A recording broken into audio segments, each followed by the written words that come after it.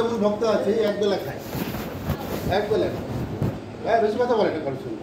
ওকে শালা বললেও আর ভগ্নিপতি বলবে, কিন্তু উল্টে কিছু বলবে না। এমন না, এমন ভক্ত আছে আমাদেরই গুরু ভাই আছে বৃন্দাবনে। উনি সারা বছর সারা জীবন পরিক্রমা করছে, তার কোনো ঘর নাই, বাড়ি নাই, যেখানে যখন রাত হয় খেয়ে যায়, যেখানে পায় খেয়ে নেয়, ছিঁড়া কাপড় ছিঁড়া কাঁথা দিয়ে। এইটাই হচ্ছে এটাই হচ্ছে ভক্তি বোধ। হ্যাঁ, এই যে আমাদের এখন পূজায় ডিপার্টমেন্ট যিনি ইনচার্জ মাধবহরি আর ওর দুটো বন্ধু একসঙ্গে এসেছিল, এরা ছিল পাহাড়িয়া যাবে। হ্যাঁ, তো ওনার বন্ধুটা অনেক আগে বৃন্দাবনে চলে গেছে এবং এরকম কিছু সাধন করে, তো ওনাকে বৈষ্ণব বলা যায়। বিষ্ণু বিবর্ণাদ বিষয়, যার জীবন থেকে বিষয় বাসনা চিরদিনের জন্য এইটা হচ্ছে।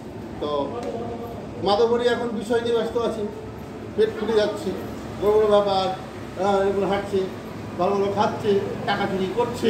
হ্যাঁ, আর ওর বন্ধুটা কিন্তু বিপরীত। এটাই হচ্ছে ভাগ্য। যত সময় মানে যত ভগবত কথা এখানে শুনি, কিন্তু যে মার্গে ওঠার দরকার সেইখানে টাচ করে না। ব্যাপার হচ্ছে কি, কথাটা ঠিকই বলছেন, কিন্তু ঘটনা হচ্ছে কি, যে কথা বলবে, যিনি বলছেন তার ডেপটা কতটা, তিনি কি পড়াশোনা করেছেন, আর তিনার কী ভজন আছে যে তিনি বলতে পারবেন। উনি যতটা ততটাই বলছেন, এর থেকে বেশি হয়তো আপনার জানার বিষয়টা যেটা সেই লেভেলে গেলই না। হয়তো আপনার চিন্তনটা তার থেকে, আপনি বলছেন না, কিন্তু আপনার চিন্তনটা তার থেকে অনেক ভাই আছে। হ্যাঁ, এই ব্যাপারটাই ঘটে।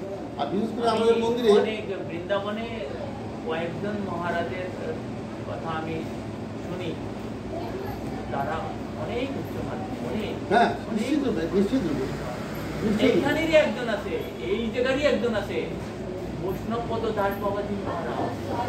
হ্যাঁ, চিনি আমি। অনন্ত দাস বাবাজির শিষ্য, অনেক উচ্চমার্গের মানে ব্যাপার হচ্ছে কি, ভগবত প্রাপ্ত তাকে আমি চিনি।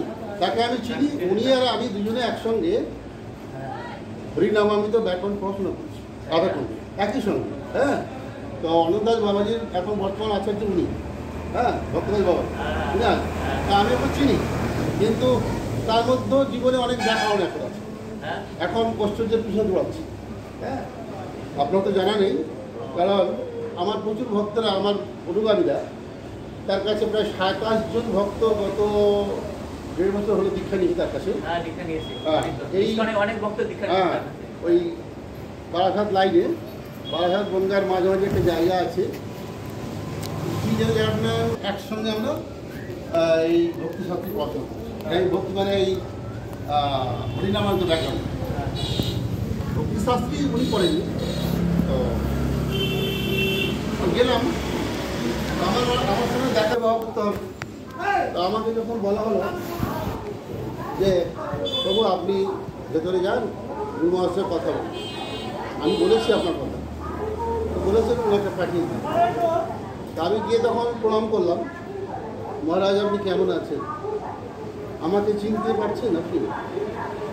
তখন উনি বলছেন, এটা কি আশ্চর্য কথা হলো, একসঙ্গে 2 বছর পড়াশোনা করেছি, তাই জাগতিক আপনি তো সত্যিকারের আসল জিনিসটা পাবেন না। কৃষ্ণ থাকলে বা গড়িয়া থাকলে আপনি পাবেন না। আসল জিনিসটা তো আমাদের কাছে আছে। এই কথাটা বলছেন যে আসল জিনিসটা কী, আসল জিনিসটা কী বলছে, আপনি যে দীক্ষা পেয়েছেন, দীক্ষাটা মন্ত্রটা আপনার অধুরা। কেন?